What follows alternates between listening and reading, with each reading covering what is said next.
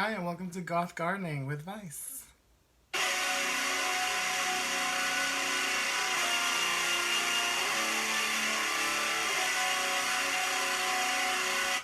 Hi, Divas. Welcome to Goth Gardening. Thank you so much for tuning in. I wanted to share something with you guys during these difficult times that helps me out a lot, and that's gardening. I'm not very advanced. I just started last season. I want to share something with you guys that helps me get my mind off of being on social media all day, hearing people's bullshit, and something that will help you stay safe during while you're self-distancing. So I wanted to focus with this series on how to make gardening, because I know for me and for a lot of people it can seem really intimidating, and there's also a lot of misinformation, like all those little hack videos online. They're all lies. Don't do any of that shit. You'll fail immediately, and it'll be discouraging. Let's talk houseplants first. And with most plants, you want to consider how much light and how much water they need. Because if you overdo or underdo any of those, you could kill it. But these are some that have very simple requirements. Starting off, I'll just have this in the... Starting off, I would highly recommend pothos. It's a cute little tropical vine plant that you can have in your house. They can live in water. So you can, with a lot of plants, you run the risk of overwatering them. With this one, you don't have to worry about that. You can even put it in water if you have an aquarium and your fish won't eat them. You can put them in an aquarium and they make everything look exciting. Look. Ooh, instant jungle.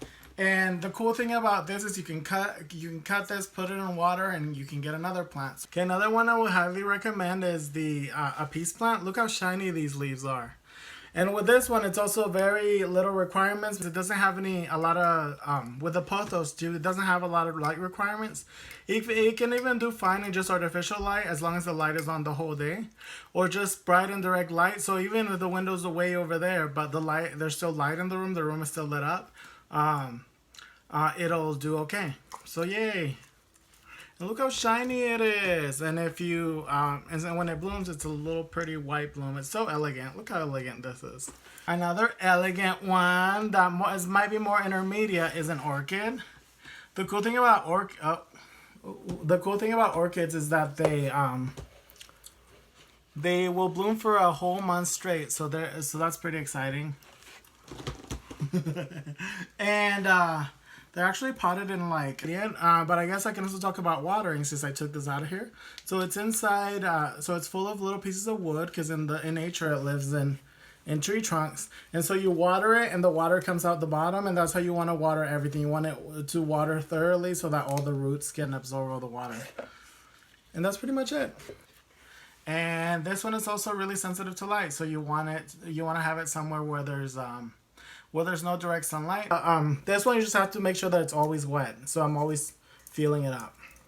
And that's how you check for water. You put your finger in, and if it's, well, this one I just tap it. It needs to be wet all the time. But this one you just pull it up and look at the wood. The other one I do put my finger in, or I feel around. Moist but not wet. You don't want it to be soaked. You just want it to be kind of like not dry. If they come in a little, in one of these, just leave it in there. Just get a cute outside pot. It makes watering a lot easier because then you just water it. There's a lot of holes. It drains right through the bottom. And that's how you water them. You want to completely soak everything in there. And then you just put it back in here. And once the roots start coming out of the bottom, that's when it's time to pot it up to a bigger pot. But this one has roots like this big. So this is actually a lot of room for it. And it looks cuter when there's not a lot of pot, but a lot of houseplants. And now finally, I wanted to include some other plant heads that are also drag queens or performers. I'd like to introduce you to Darla and Cloaca. Once the apocalypse is over, they host bingo in Twin Falls. It's actually drag loteria every month or so, or every couple. It's really cool. Go check them out. And they're cool farmers, so check out their little homestead. Hello, and welcome to my homo abode. Living room! Craft room! The shitter! I'm Darla Guns, and I'm here to talk to you about houseplants. Some of the easiest to grow are spider plants. All they need is sunlight and water. You can plant them in soil, or you can put them on wet rocks.